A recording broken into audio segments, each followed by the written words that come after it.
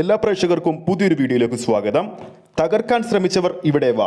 Dominic നിറഞ്ഞ സദസ്സിൽ 4ാം ദിവസവും അതായത് ഞായറാഴ്ചയും ഇന്ന് ഗംഭീര തിരക്കോടുകൂടി തന്നെ തിയേറ്ററുകളിൽ മുന്നേറിക്കൊണ്ടിരിക്കുകയാണ്. ബുക്ക് മൈ ഷോയിലൂടെ ഓരോ മണിക്കൂറിലും ഡൊമിനിക്കിന്റെ പേരിൽ വിറ്റുപോകുന്നത് ഏകദേശം 3000-ന് മുകളിലുള്ള ടിക്കറ്റുകളാണ്.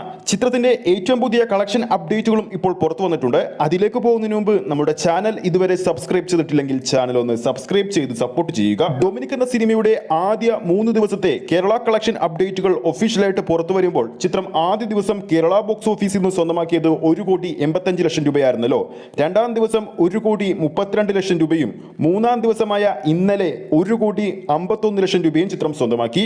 അങ്ങനെ ടോട്ടൽ 3 ദിവസങ്ങൾ കൊണ്ട് കേരള ബോക്സ് ഓഫീസിൽ നിന്നും മാത്രമായിട്ട് Dominic and the ladies purse എന്ന ചിത്രം നേടിയിരിക്കുന്നത് 4,68,00,000 രൂപയാണ്. ചിത്രത്തിന്റെ 4ാം ദിവസത്തോടെ ചിത്രം കേരള ബോക്സ് ഓഫീസിൽ നിന്നും മാത്രമായിട്ട് 6 കോടി കടക്കാൻ ഒരുങ്ങുകയാണ്. കേരളത്തിന് പുറത്ത് തമിഴ്നാട്ടിലും ബാംഗ്ലൂരിലുമൊക്കെ ചിത്രത്തിന് മികച്ച ബുക്കിംഗ് ആണ് 4ാം ദിവസമായ ഇന്ന് ഞായറാഴ്ച കാണാൻ സാധിക്കുന്നത്.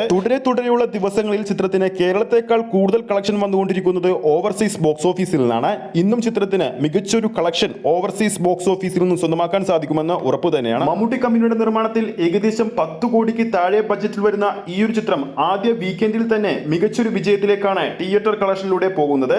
ചിത്രത്തിന്റെ ആഗോള കളക്ഷൻ ഇന്നത്തോടെ ഏകദേശം 16 കോടി റേഞ്ചിൽ എത്താൻ ഒരുങ്ങുകയാണ്. ചിത്രം ഇറങ്ങിയ നാളെ മുതൽ ചിത്രത്തെ വിമർശിക്കുന്നവർ ഇതൊക്കെ കാണുന്നുണ്ടല്ലോ. ഒരു സാധാരണ സിനിമാ പ്രേക്ഷകന് ഇഷ്ടപ്പെടുന്ന തരത്തിലുള്ള സിനിമകൾ ചെയ്താൽ തീർച്ചയായും ആ സിനിമയെ അവർ സപ്പോർട്ട് ചെയ്യുമെന്നുള്ള ഉദാഹരണം തന്നെയാണ് ഡൊമിനിക്. എന്തായാലും ഗൗതം മേനോന്റെ സംവിധാനത്തിലെത്തിയ മമ്മൂട്ടി ചിത്രമായ Dominic and the ladies purse എന്ന ചിത്രത്തിന്റെ കൂടുതൽ അപ്ഡേറ്റുകൾക്ക് വേണ്ടി നമുക്ക് കാത്തിരിക്കാം.